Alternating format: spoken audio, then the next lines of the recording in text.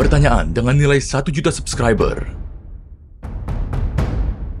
Penyebab kematian nomor 1 di dunia adalah A. Alzheimer, B. Diabetes, C. Penyakit jantung, D. Kanker. Jawabannya adalah penyakit jantung. Menurut data tahun 2000 hingga 2019 dari WHO, penyebab kematian nomor 1 di dunia adalah penyakit jantung, dan 4 dari 5 kematian terjadi akibat serangan jantung atau stroke. Jadi, apa itu serangan jantung? Apa penyebabnya? Bagaimana tandanya dan pertolongan pertama pada serangan jantung? Simak jawabannya dalam video ini.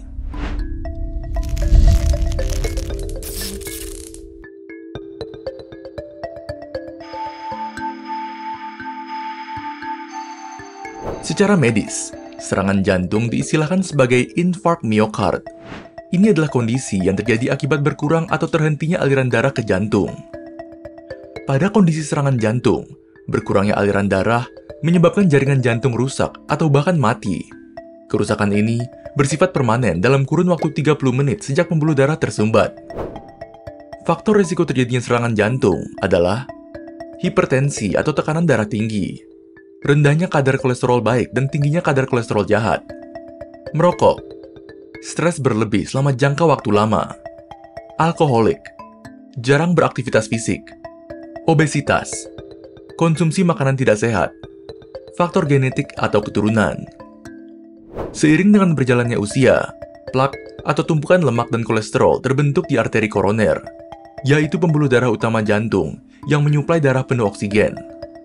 Plak ini terkadang menebal, mengeras, atau terinflamasi. Pada akhirnya, plak ini dapat menyebabkan penyumbatan. Jika plak ini pecah, maka darah akan berkumpul di bagian pecahan plak tersebut dalam hitungan beberapa menit saja.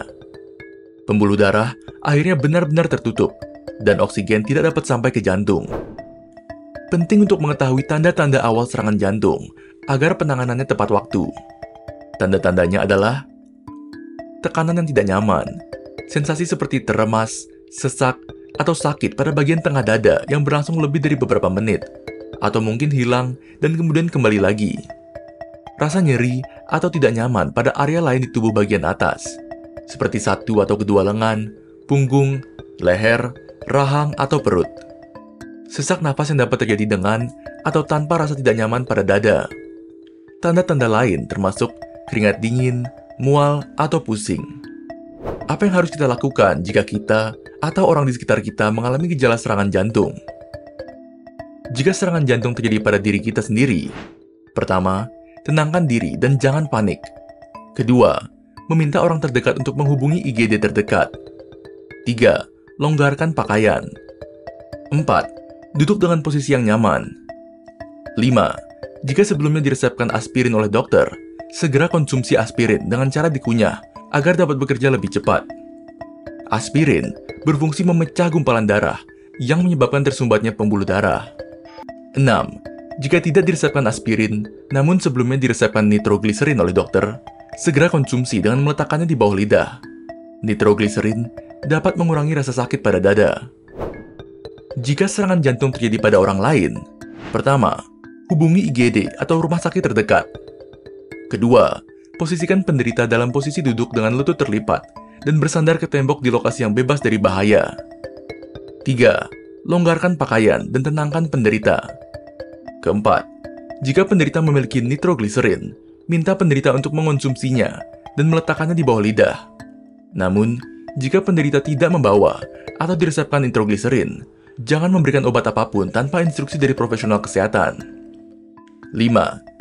Jika penderita kehilangan kesadaran dan kalian terlatih melakukan resusitasi jantung paru, maka silakan lakukan.